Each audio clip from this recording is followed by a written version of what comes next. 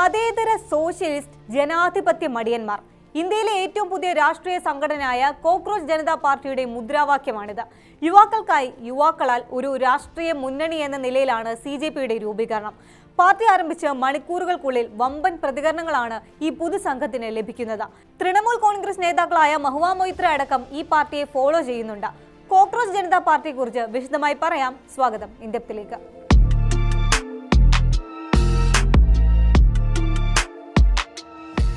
അടുത്തിടെ സുപ്രീം കോടതി chief justice Suryakant തൊഴിൽ രഹിതരായ യുവാക്കളെ പാറ്റകളോട് ഉപമിച്ചതായി ആരോപിച്ച് സമൂഹമാധ്യമങ്ങളിൽ വലിയൊരു വിമർശനം ഉയർന്നിരുന്നു. ഒരു കോടതി നടപടിക്കിടെ തൊഴിലില്ലാത്ത യുവാക്കളിൽ പലരുമാണ് സമൂഹ മാധ്യമ RTI ആക്ടിവിസ്റ്റുകളായി മാറി സിസ്റ്റത്തെ ആക്രമിക്കാൻ തുടങ്ങുന്നത് എന്നായിരുന്നു അദ്ദേഹം പറഞ്ഞത്. ഈ വാക്കാലുള്ള പ്രയോഗം സമൂഹ മാധ്യമങ്ങളിൽ വലിയ ചർച്ചയാവുകയും ഒടുവിൽ ചീഫ് ജസ്റ്റിസിന് തന്നെ വിശദീകരണക്കുറിപ്പ് ഇറക്കേണ്ടിയും വന്നിരുന്നു. ചീഫ് ജസ്റ്റിസ് സൂര്യകാന്തിന്റെ പരാമർശത്തോടുള്ള പ്രതിഷേധം എന്ന നിലയ്ക്കാണ് എക്സിൽ ഈ ആക്ഷേപഹാസ്യ അക്കൗണ്ട് ആരംഭിച്ചിരിക്കുന്നത്. തങ്ങൾ സെക്യുലർ സോഷ്യലിസ്റ്റ് ഡെമോക്രാറ്റിക് മടിയന്മാരാണെന്നൊക്കെ വിശേഷിപ്പിച്ചുകൊണ്ടുള്ള പേജിന് വെറും 24 മണിക്കൂറിനുള്ളിൽ 15,000-ലധികം ഫോളോവേഴ്സിനെയാണ് നേടാനായത്. ഇപ്പോഴത് 20,000-വും കടന്ന് മുന്നേറുകയാണ്. എക്സിലെ പേജ് മാത്രമല്ല, ഒരു ഔദ്യോഗിക വെബ്സൈറ്റും ഇവർ ആരംഭിച്ചിട്ടുണ്ട്. മടിയന്മാരുടെയും തൊഴിലില്ലാത്തവരുടെയും ശബ്ദം എന്നാണ് വെബ്സൈറ്റിന്റെ മോട്ടോ. ഭരണത്തിൽ നിരാശരായ ആളുകൾക്കുള്ള ഒരു പ്രസ്ഥാനമായാണ് CJP സ്വയം അവതരിപ്പിക്കുന്നത്.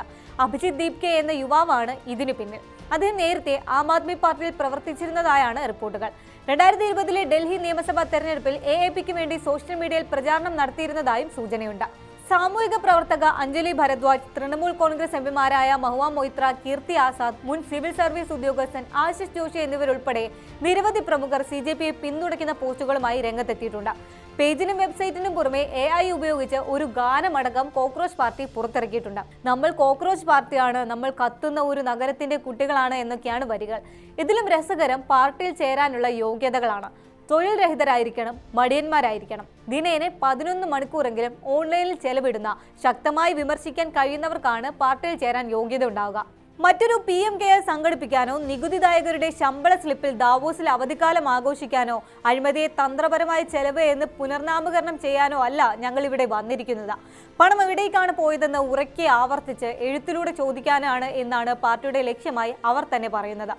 അരങ്ങേറ്റത്തിന് പിന്നാലെ അവരുടെ ആദ്യത്തെ വെർച്വൽ ജെൻസി കൺവെൻഷൻ നടത്താനുള്ള പദ്ധതിയിലാണ് CJP. എന്തായാലും വൻ സ്വീകാര്യതയാണ് പാർട്ടിക്ക് ഓൺലൈനിൽ ലഭിക്കുന്നത്. എന്താകും അതിന്റെ തുടർ പ്രവർത്തനങ്ങൾ എന്നത് കാത്തിരുന്ന് തന്നെ കാണേണ്ടി വരും.